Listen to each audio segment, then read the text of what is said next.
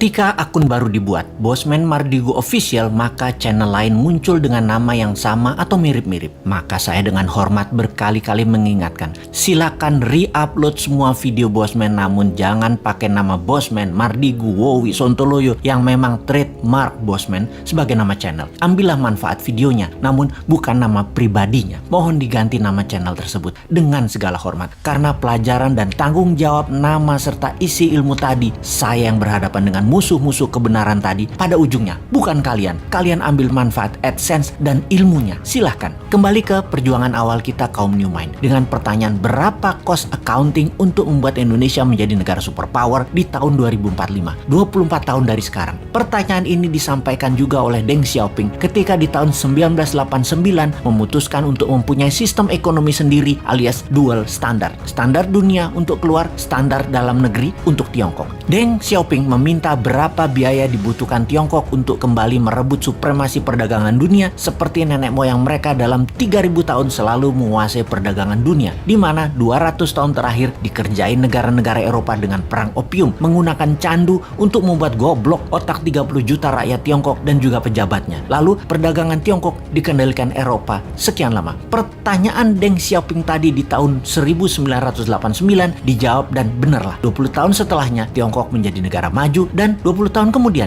yaitu sekarang, Tiongkok menjadi kekuatan yang ditakuti. Pertanyaan awal kita, berapa cost accounting untuk membangun Indonesia untuk menjadi negara superpower di tahun 2045 itu? Hal itu sangat penting. Berapa modal yang dibutuhkan? Berapa dana yang dibutuhkan? Dan itu harus diketahui sekarang. Semua itu akan kita ciptakan dananya serta pekerjaannya untuk 100% warga Indonesia. Kita lompat ke tahun 2030 ke depan. Di tahun 2030 atau kurang dari 9 tahun lagi, dari saat ini dunia menjadi lain dengan dunia yang kita kenal 100 tahun terakhir. Pandemi 4 tahun hingga tahun 2025 merubah 60% kehidupan manusia. Teknologi bioengineering, biomedical, menggeser DNA dan RNA manusia membuat manusia menjadi super karena lawannya penyakit juga menjadi super. Penyakit bawaan atau penyakit karena virus bermutasi. Manusia pun bermutasi dengan perubahan genetik tubuh manusia dipicu dengan growth factor biomedical. Di sisi lain, secara politik, kalau Amerika tidak hantam secara militer negeri Tiongkok dalam kurang waktu 3 tahun ke depan, maka di tahun 2030 Tiongkok akan menjadi negara superpower nomor 1. Dan saya garansi Amerika tidak akan serang Tiongkok. Amerika tuh chicken sekarang. Sungguh. Kemudian komunikasi 6G dipimpin Tiongkok. Distribusi kapal niaga dan seluruh gadget serta transaksi perdagangan dikuasai Tiongkok. Kesehatan dikuasai globalis cabal. Demikian juga sumber informasi big data dan currency akan dikuasai cabalis. Kemudian kehidupan pertanian akan semakin sulit. Alam semakin gersang. Cuaca tidak bisa dibaca dan dikendalikan.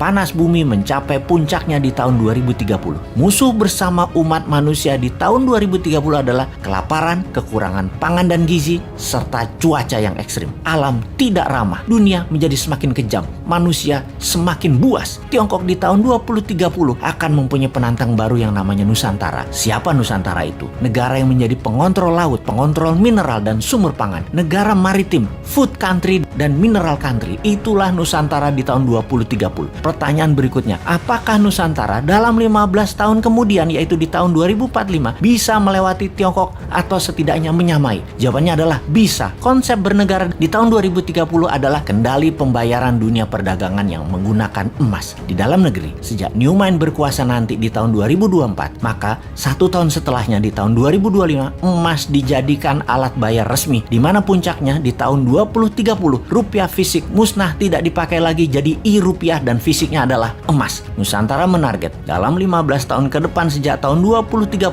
transaksi dunia 50% memakai emas. Itulah awal Nusantara menjadi negara superpower di tahun 2045. Kunci penting berikutnya di periode 2045 sampai 2070, di mana dunia sepakat tidak akan ada lagi perang militer, namun semua negara berkolaborasi merubah dunia menjadi lebih baik. 2045 hingga tahun 2070, Nusantara menjadi negara superpower yang memimpin garda terdepan pejuang lingkungan hidup, kesehatan, edukasi, dan sustainable eco-living. Nusantara memimpin perbaikan alam selama 15 tahun hingga tahun 2070.